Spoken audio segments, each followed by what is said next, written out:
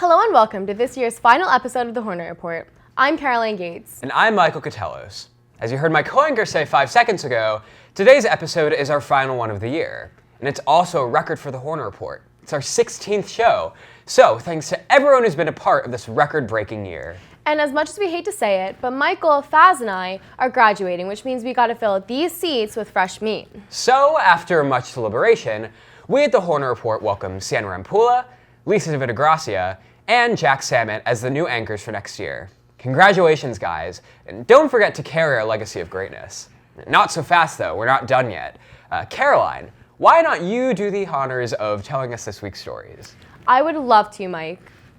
We have some pretty awesome stories for our final episode. Two of our brand spanking new anchors, Siena Rampulla and Jack Sammut, got the scoop on the Color Wars. Bridget Mackey went to this year's One Acts Plays festival put on by the Holmdel Theater Guild. Michael Campanella goes one-on-one with motivational speaker and all-around really cool guy, Dr. Paul Winchansky, plus Eric Heitman is actually alive. Is this true? I hear he has one final act, and I cannot wait to see it. And to sign off the year, Mike Koutelos and I have compiled a list of our top 10 favorite memories from freshman to senior year. But first, let's go to Siena and Jack's coverage of the Color Wars. Siena? Thanks, guys. Siena and Jack here. And today is the most important day of the year. No, not Christmas. Or Hanukkah. Nor Easter. Or Rosh Hashanah. But Color Color Wars. Wars. Let's go.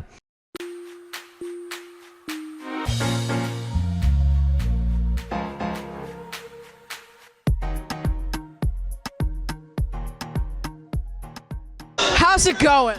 It's going good. A little slow in the beginning, but I think it's picked up a little bit. It's been a lot of fun. It's been great. It's fun having the whole school together. Let's go, freshmen! Come on, Paul!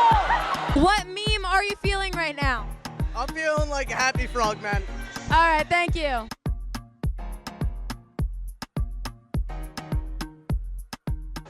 Oh, look at that. Look at that shot. The flick of the wrist. Look at the flick of the wrist.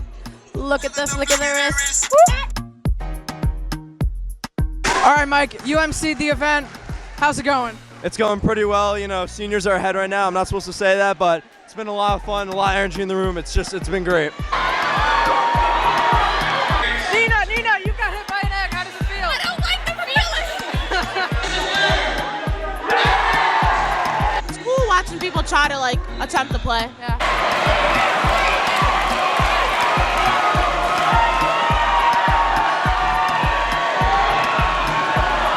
Was that the first time a freshman class ever versus senior class? I believe so. That's a credit to the class of 2019. He has put the card into his wallet. He is a winner chicken dinner. And what do you have to say to the senior class since it's their last Color Wars? Well done, job well done. Enjoy your hard-earned victory with a nice Memorial Day weekend. Wow, that was great. Well, that's all we have for today. Back to you guys in the studio. Thanks, Siena and Jack. I know you all are going to do really great next year. And also, congrats once again to the seniors. And to me, since I won those Shadow the City tickets. Hey, friends that I don't have. I'm one person and there are 2 tickets. You know how to contact me. One of the HCG's annual productions are the One Acts, a collection of one-act plays performed in the Duncan Smith Theater every spring. The festival, which included the plays Junior Prom, Cheer Up Charlie, and Hard Candy, was a great success, and the cast performed to pack houses the entire run. Bridget Mackey caught the last act on Saturday. How's it going, Bridget? Hi, I'm Bridget Mackey. And I'm Wesley Swan, and we're here at the barn reporting on the One Acts. Some say a girl ate a foreign food blowing up into a huge fruit having to be rolled out of the place. Others heard chatter of tiny orange men running the place from head to toe. Now who knows what wage and from what country? What was your favorite act in this production? Cheer Up Charlie, which featured me, Wesley Swan, Jazz Bell, and Jack Lyons, and that Mr. Coors' son, Brian Coors, wrote. And it was just so funny. Non-very confident terror cute. Prehendum form them cis. All right, calm down. We have priority. I go for Todd. No time for it. Okay, stop.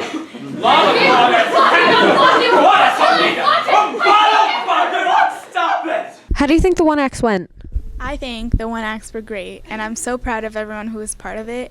And this is definitely the best One Acts that I've done in the past 4 years. So it's a great way to end it, and I'm honored to say that it was my last show stage managing. You're a what? I'm a what? You gotta tell me. What am I? I'm a handsome guy. I'm a snappy dresser. A clown. What big eyes you have, Grandma? As a senior, what would you like to say to the underclassmen? I like to tell them to never really give up.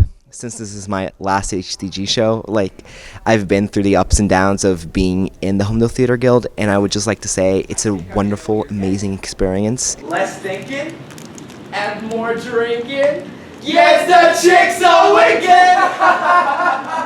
How does it feel to carry this whole entire production on your furry paws? If you're thinking about joining the theater, don't have any hesitations, because that's what it's all about.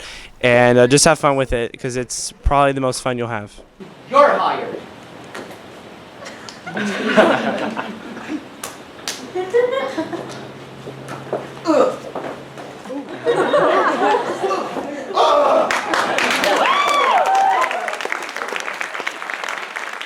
Thanks, Bridget. Last month, Holmdel High School was honored to have motivational speaker and educator Dr. Paul Wachanski speak to the students here. Though born with cerebral palsy and partial deafness, Dr. Wachanski never let his disabilities define him and has gone on to do many things the majority of people don't do, including skydiving, my favorite. Michael Campanello was there to interview him. Michael? Dr. Paul Wachanski is a motivational speaker who is diagnosed with cerebral palsy. Last week, he came to our school and hopes to change the way some people view students with disabilities. Let's go find out Paul's story and how he was able to get where he is today. Did cerebral palsy ever discourage you from achieving any of your goals? No. Actually, it encouraged me, because when I saw people who reached their goals as easily as it did, mine just took a little longer. But I was able to learn to walk, to play volleyball with my friends, to do my best in school and in life. Dr. Wachanski left a powerful message on many students with this presentation by changing the way they perceive people with disabilities. But up here, you have an image of a person with disability. Maybe they can do stuff. I want to shatter that image and show you what they can do. I thought it was a really enlightening experience, because it showed that disabled people aren't necessarily disabled, and they have the ability to do things even better than we can. I really liked the presentation. I think it was really motivating that no matter what your difficulties are that you have, you can do anything you want. I want them to think about the perspectives that they have in their own life, the ways that they treat other people, the perspective they have of themselves. Because when you tease another person, when you bully another person, it's more a reflection of you than it is of them. Aside from giving motivational speeches at schools, Dr. Wachanski has many other noteworthy accomplishments. I have earned my PhD from Rutgers University in meteorology and environmental science. I like to speak. That smile is very important. It shows to yourself and your family and friends that you think good things. You have a positive attitude, and you need that attitude in order to reach all of your dreams and goals. That was definitely one of the best presentations I've ever watched at school. I was not only impressed, but inspired by Paul's story and how he got where he is today. I'm so happy I had the opportunity to watch Paul speak. Now back to you in the studio. Thanks, Michael. In sports, senior track star Steven Walier has had quite an impressive career at Holmdel. This includes breaking his older brother Mitchell Walier's record in the triple jump. But what exactly is the triple jump, and what makes it such a difficult event? Sports anchor Mike Fazzino went down to the track in search of Steven and the secret to doing the triple jump. Hi guys, I'm Mike Fazzino, and I'm about to meet with Steven Walier, where he's about to show me his signature track move, the triple jump. I'm going to learn how to do it, and he's going to demonstrate to all of you how it's done. But first, we have to find Steven. Oh, there he is. Come on, let's get him. Hey, aren't you Steven Walier? You're Steven Walier, right? Aren't you Steven Walier? That's not my name. That's not my name. Steven! Steven! Maybe this wise fellow knows where he is. Oh, thank God. Hey, Mr. Chris, do you know where Steven Walier is? No. You do not know where Steven Walier is? Didn't see him.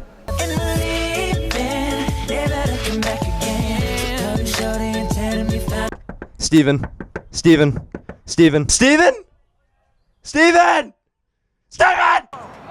Steven! I've been looking for hours. I cannot find Steven Walier. Everyone, I think. I found him. That's him. Come here. Hey. What's up? Are you Steven Walier? Yeah, that's me. Why? Oh my God, I found him. Thank God. Everyone's dying to know how you triple jump. Please show me the ways. All right, let's get started. Okay, so a big part about triple jump is the boards and the boards that you jump from. So the closest board from the pit is the 24 board, and then you have the 28 board and the 32 board. Some pits even have the 36 and 40 board, but usually these are your standard boards. And the only thing that really matters about the board is your first jump, okay? So let's say I jump from the 32 board, Okay. right? If I jump from the 32 board and get 8 feet into the pit, that's 40 feet, right? Right. But if I jump from the 24 board and I also get 8 feet into the pit, that's only 32 feet. Right. So if you jump further, then you want to go from a further board back. That way you don't end up in the pit sooner than when you need to be. Right. So the first thing, and one of the most important things in triple jumping, is your runway and your run up. So you want to run up full speed and jump from the board that you are going from. And what they call it is a hop, a skip, and a jump. So the hop is which foot you jump off of, you think? Your right or your left? My left foot. Okay. So you would jump from your left, then your left again, then your right, and then you would end up into the sand. Okay, so this is one of my recent jumps from the Group 2 state championship. So this time I'm taking my first jump off my right foot. I'm gonna jump up and cycle my leg through and land again on the right. Now from here, I wanna push down the track and jump again off my opposite foot, in this case my left. After that, you get your arms high, bring your legs up, and finish your jump through. All right, guys, so now Steven just showed us a couple basics in doing the triple jump, and he walked through it step by step with us. Now he's gonna put the whole thing together for us.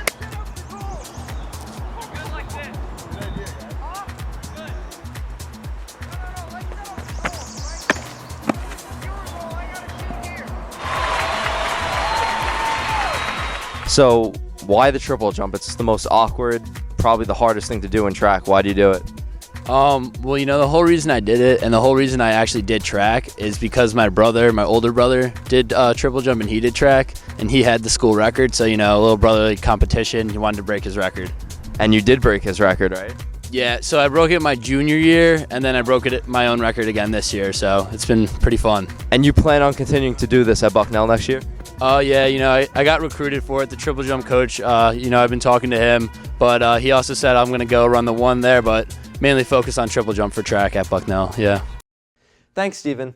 I learned quite a bit about the triple jump. By the way, Steven is a 2-time sectional Jersey State champion in the triple jump and will continue the event at Bucknell University next year.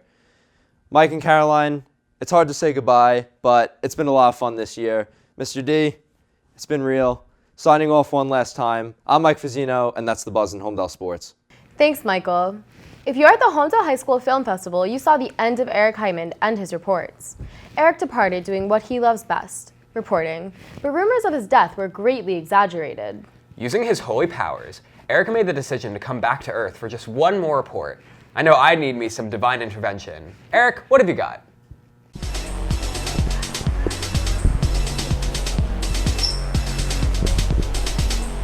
What's going on, everybody? It's Eric Heitman. Come back to you live on the Hornet Report.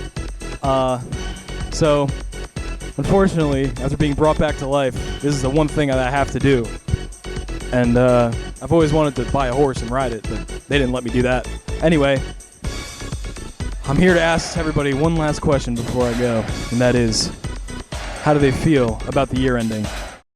Hey, Mike. Hey, Eric. So, the end of the year has come around, and it's been a long time, and I'm going to miss you a lot.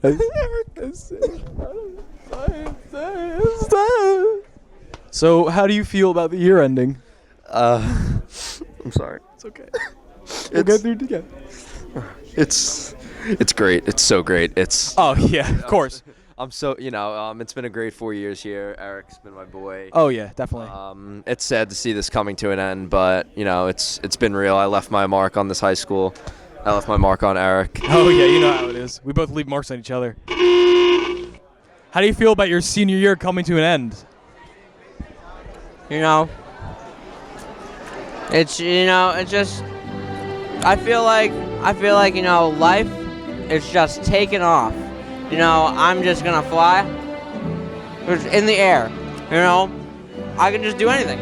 I can do anything. It's gonna be great. How do you feel about the year ending, Rob? Sad. How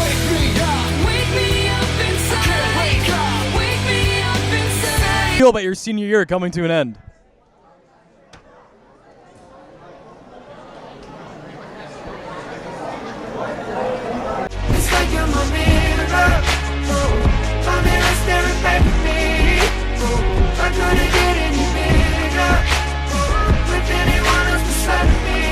How do you feel about the year ending?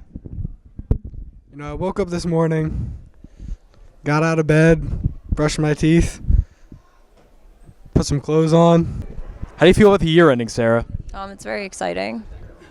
Do I look at the camera? Yes. Kind of nervous, but it's also very exciting. Hey, Hope. Hi, Eric. What are your hopes for the end of this year? I hate you. Went downstairs, and I felt like I was missing something.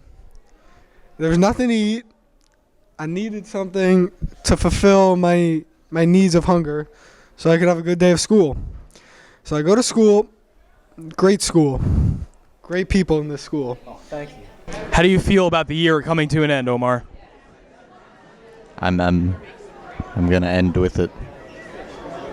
There's gonna be a little surprise, and it's gonna actually turn out to be a really big one. I couldn't help but notice you sitting here all beautiful like. Thank you. I was just curious about how you feel about your senior year coming to an end.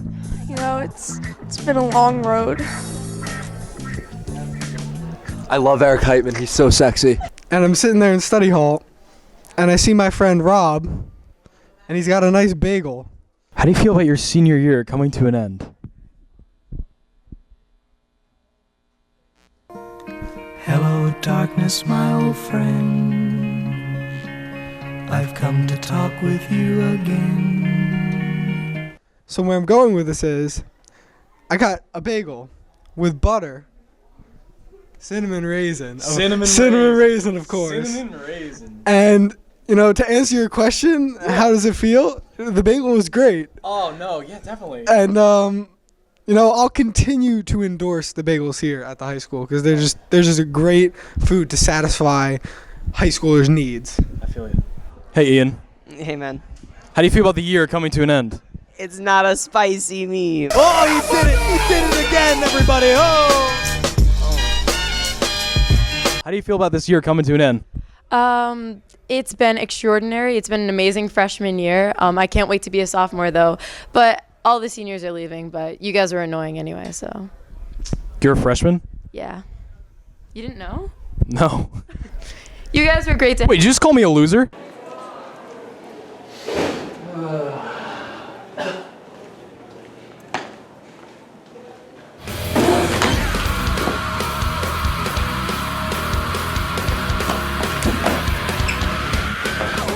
Wait.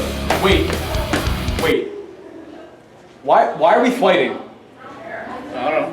This has been going on for a year, and there's still no answer. Why are we fighting? There's just. Do you want to go get dinner? Sure.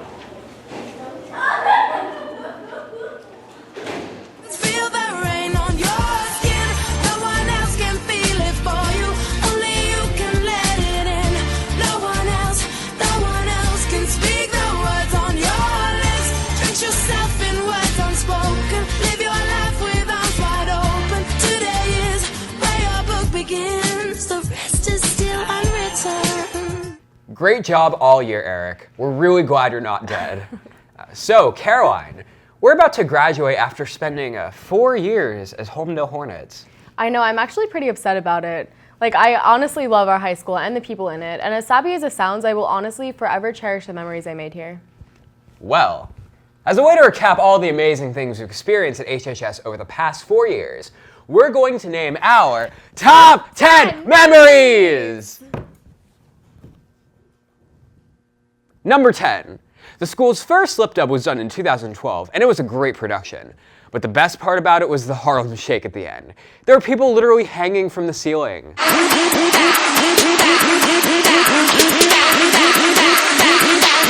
do the Harlem Shake.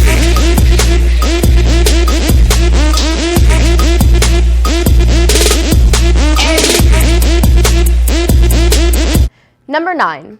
That one time me and Tori Lacerdo triumphantly embarrassed ourselves by making up a rap for the Week of Respect.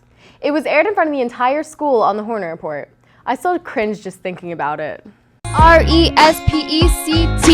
What kind of person do you want to be? The kind smiling when walking past. Week of Respect, come on, let's make it last. Number 8. For all the great things we do at Holmdel High School, the one time we made the news was because of Bob Marley. In 2013, the school started selling Marley's Mellow Mood drinks, which had ingredients that basically made you tired, and the SATS kids just couldn't handle the mellow. We ended up making the news because some students got sick due to the drinks. I'm pretty sure someone at Chartwell's got fired over it, but one word for all the OGs: lethargic. Number 7. Although we love our new schedule now, when it was first being considered, we didn't love it so much. As a school, we banded together to sign a petition against block scheduling. Hundreds of students signed it, but we were basically told, sorry, not sorry. The composer of the petition still remains anonymous to this day. Number 6. There are a few things I actually remember about freshman year, but one thing I can't forget is Superstorm Sandy. Not only because a tree fell on my house, but also because we got 2 straight weeks off of school, which was sweet, but then we had to come into school on a random Wednesday during our spring break, which was not sweet. Number 5. The time when Tuma faked a heart attack. I don't know who thought it was a good idea for the school's most beloved teacher to fake a heart attack in the middle of a study hall, but they probably won't do it again. I didn't know whether to cry or to be happy because if he had a heart attack, that meant I didn't have to read Jane Austen that day. I'm just kidding, of course. Number 4. Who remembers last year when we literally didn't have a principal for a while? Am I the only one? We rotated through so much administration last year, I pretty much didn't know what was going on. I do have to say though, I really love our new assistant principals. They've been doing such a good job this year. Shout out to Marino and Simonelli. And it's great to have Mr. Loughran back, although I do occasionally miss our ex-interim principal, Zena Durbick. Classic Zena. Number 3. There has never been a moment in history so epic as the time the juniors broke history in one powder puff. And I'm not talking about the class of 2017, I'm talking about the true trailblazers, the class of 2016. After some slight Twitter drama and a few ruffled feathers, we came out victorious. Who should keep those flags on the field? And it is a touchdown. We'll keep on fighting till the end. We are the champions. As Coach Hart would say, be the elephant. Number 2. I don't know if the current freshmen have ever heard of the term swatting before, but for us last year it was quite a hot topic. For like 2 months or something, a bomb threat would be called into one of the Holmdel schools pretty much once a week. And even if the call was to Village, we'd have to shut down too at the high school. It was really messed up for the perpetrators to call in fake bomb threats. But we did get to miss class a few times. There's a sunny side to everything. And finally, number 1. When Mike and I became best friends in Miss Ryan's first period World Civ class freshman year. Thanks, Miss Ryan, for assigning us seats next to each other. And even though you moved us apart halfway through the year because we talked too much, we forgive you because we are still best friends. And we foiled your plot because we are still best friends, we're still talking a lot, and we're still sitting next to each other in this desk. So. But think about it, if it weren't for Miss Ryan, we might not be best friends right now, and we might not be co-anchors. Thank God for random seating, that's all I gotta say. Well, that looks like all the time we have for this week's episode. This year's episode, more like. I'd like to thank all of you who watched the Hornet Report, everyone who put their time into making this production so great. I'm Michael Koutelos. And signing off for the final time, I'm Caroline Gates. Be sure to join us next year where, as always, we'll bring you the week's best at HHS.